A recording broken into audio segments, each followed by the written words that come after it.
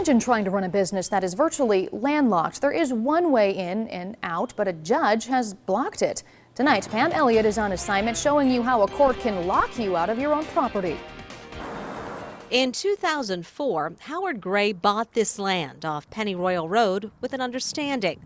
He knew the property spanned 2 counties, 2 townships, and was zoned 2 different ways. But he didn't know that down the road, this gravel driveway would land him in court. Knowing what you know now, would you have bought this? No. To better understand Gray's predicament, take a look at this map. Gray's property includes 6.5 acres in Warren County, zoned residential, and 2+ acres to the north in Montgomery County, zoned light industrial. Gray built a home in Warren County and a storage facility in Montgomery County with the understanding tenants, including himself, a landscaper, could use the driveway to access what he called Pennyroyal self-storage. So you had the blessing of both counties? Yes. And now neither is coming to your defense? Amen. Originally, Clear Creek Township's zoning inspector gave the Gray family his blessing too.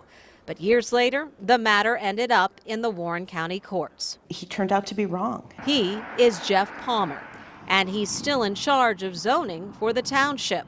Jill Mead is the township's law director, newly hired to deal with the aftermath of his mistake. It is a nightmare. I can't disagree. Neighbors have complained about dust and traffic that endangers children. Mead has pictures of commercial vehicles coming and going near where kids play. A judge ordered Gray to stop using the driveway for commercial purposes. The Court of Appeals upheld that ruling. Look at the options here, Jill. They don't have any. I guess that there's an expensive option through Montgomery County, is my understanding, that they have to get through a culvert or a ditch of some sort. And it's unfortunate. This whole string of events is unfortunate, and no one, not Clear Creek Township, not the courts, can deny that there was inherent unfairness to the Grays. But Mead says the Grays have been in contempt of court by conducting business as usual. However, this week, the landscape changed. 6 days ago when we were here, all we had to work with were these markings that indicated the county line right here. But today, there's a fence. The Grays put this fence up.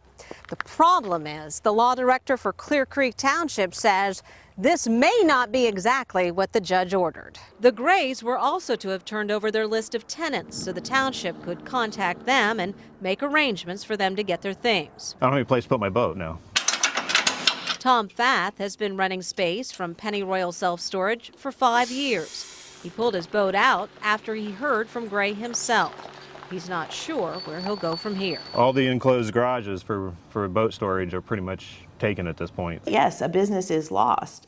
How one measures that against the quiet enjoyment of one's residential property, I don't know. Mead says the Grays can file for a zoning variance, but it's likely the neighbors who have complained already won't go for it. They could put up barriers along their driveway, and that might satisfy the neighbors, but there's no guarantee. For now, the Grays anticipate losing $60,000 a year in rent, on top of being left with a useless $300,000 storage facility. We're going to still have a mortgage on the property. We're still going to pay insurance on the property, and we're still going to have to pay taxes on the property that we are not allowed to access. Pam Elliott, 2 News on assignment. I'll be honest.